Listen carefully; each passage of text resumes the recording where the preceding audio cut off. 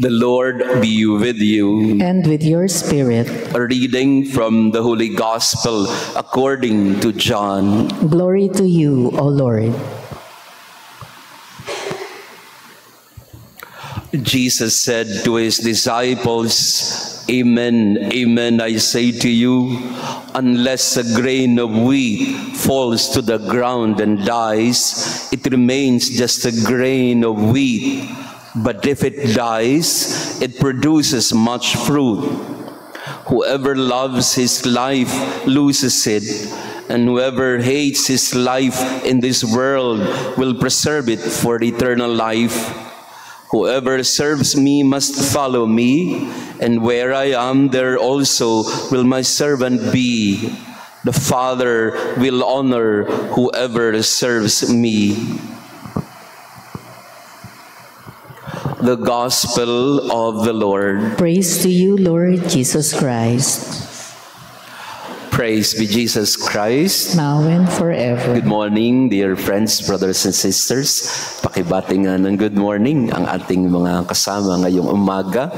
It is the feast day of San Lorenzo, Saint Lawrence the Deacon and Martyr, also the start of our novena. And I hope that you join us in our novena masses in preparation for the feast day of Saint Ezekiel Moreno on August 19.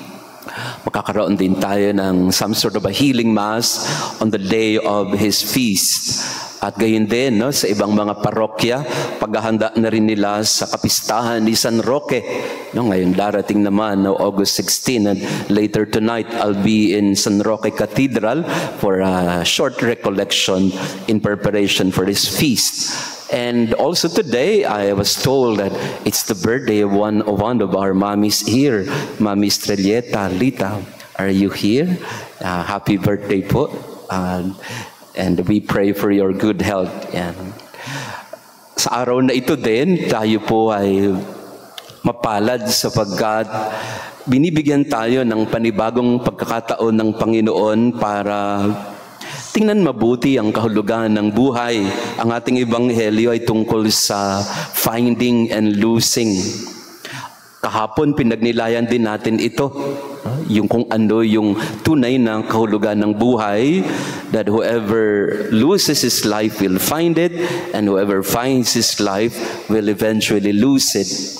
Referring to, of course, the necessity of acknowledging and recognizing that our life can only have meaning if it is done or if it is spent in service of others. Ito po yung buhay ni San Lorenzo, diakono at martir ng simbahan.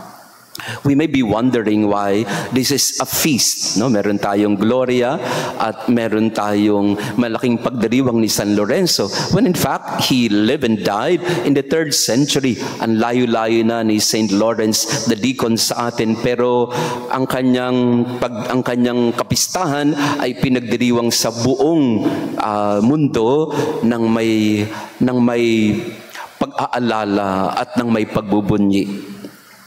Well, primarily because if Saint Stephen was so important in the Church of Jerusalem, because he was the first martyr of the church, Saint Lawrence was considered also in equal stature as Saint Stephen, his importance in the Church of Rome during the time of the Valerian persecution. Pope Sixtus at that time, ang Santo Papa, he was captured and martyred by Emperor Valerian. And his archdeacon in Rome at that time was Lawrence.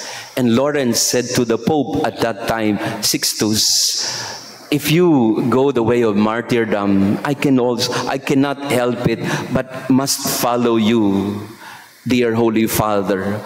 So Sixtus was martyred 4 days, August 6, before the martyrdom of Saint Lawrence. Bakit mahalaga si Saint Lawrence? Kasi siya po at that time, ang sabihin natin tagapamahala ng Church of Rome. Siya yung kanang kamay ng Santo Papa at that time, managing the economic goods, material goods of the Church.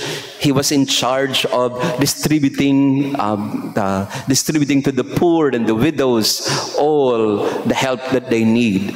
So sa madaling salita, si St. Lawrence at that time ang tinatawag nating Caritas o DSWD. Siya ang nagpapakain ng mga nagugutom, nagbibigay ng mga tulong at ayuda sa mga nangangailangan. At nabalitaan ng emperador, Valerian, na ganito ang ginagawa ni Lorenzo. Kaya ang sabi ng emperor, ang dami-dami nilang pinapakain. Siguro mayaman ang simbahan. At dahil doon ay the emperor declared that all the properties of the church must be sequestered. Kasi ang tingin ng emperador ay mayaman ang simbahan. So he called on Lawrence. Pinatawag si Lorenzo. I heard you have been helping people. You have been distributing goods to the people. So you must be very wealthy. You must have so much money. Then Lawrence said, Emperor, give me time. I'll gather all the treasures of the church and will surrender them to you. So tuwan-tuwa naman yung emperor. He waited for some days and finally, Lawrence told him, Emperor, I'm ready to present to you the treasures of the church. And with Lawrence were all the people that he helped. The poor people in Rome, in the nearby provinces. And he said to the emperor, Holy Emperor, before you are the treasures of the church. Nagalit yung emperador sagat parang, ang sabi niya, iniinsulto mo ako, bakit mo ipapakita sa akin ang kayamanan ninyo mga mahihirap yan? But Lawrence was telling the emperor, this is the treasure of the church. Our love for those who are forsaken and abandoned. And because of that, nagalit ang emperador, pinahuli si Lawrence at inihaw ng buhay. He was put in a gridiron, inihaw siya, at habang siya'y iniihaw ng buhay, nagbibiro pa siya doon sa mga sundalo. Sabi niya sa isa, this side is well done already, turn me over. Luto na yung kabila. Baka yung kabilang pisngi, lutuin nyo na rin. And Lawrence is one of the martyrs of the church that has become a symbol of faith and hope for the people at that time. And St. Lawrence, because of his courage, because of his desire to serve the people, he is considered as the pioneer of charity in the church, charitable works, as well as in terms of defending the faith. Pope Leo the Great said of St. Lawrence, the fire without, or the flame that was burning him from without is weaker compared to the flame that was burning inside him. Ang apoy daw na nagluluto kay Lorenzo ay mas mahina kaysa apoy na nag-aalab sa puso ni Lorenzo. And I think this is what we are called to become as Christians of today as well. The fire within must be stronger than the fire outside. If we are burning inside in our desire to serve the Lord, in our zeal to proclaim the good news to others, then this flame could be much stronger than the flames that are trying to destroy us from the outside. Sa madaling salita, katulad ni San Lorenzo, kailangan ng katapangan natin nanggagaling sa loob, hindi galing doon sa labas. Hindi tayo matatakot sa laban ng buhay kung sa loob ay nag-aalab at buhay ang pananampalataya. Na pwede rin nating sabihin, kaya kong ialay ang lahat sa paglilingkod sa kapwa at sa pag-ibig sa Diyos. Sa ating ebanghelyo, binibigay sa atin ng larawan na ang sino mang handang mag-alay at mawalan ng buhay ang siyang makasusumpong nito. Like Lawrence, the deacon and martyr, may we find inside us the fire that is stronger than the winds outside of us. Praised be Jesus Christ. Now and forever. Maraming salamat po sa inyong pagdalo sa ating banal na misa. To our visitors and pilgrims, thank you for being with us. Mami Lita, happy birthday ulit. Bonggang-bonggang yung birthday, ha? Magpapakain ka ba after? At sa ating mga online parishioners, thank you for being with us also this morning. We begin our novena for Saint Ezekiel. So ang image po ni Saint Ezekiel ay nandito ulit sa ating harapan. So and August 19 will be his feast day. We try to come together.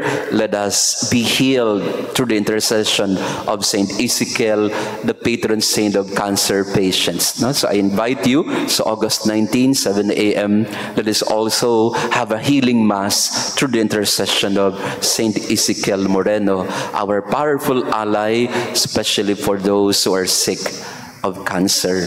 We pray that through his intercession, all of you who are afflicted with cancer may be given the relief and healing that you need. The Lord be with you. And with your spirit. And may our loving God bless you and your family, the Father, the Son, and the Holy Spirit. Amen. After the Mass, we will have a short SMG word, scripture message from God, our Bible encounter. Our Mass is ended. Go in peace to love and serve the Lord. Thanks be to God.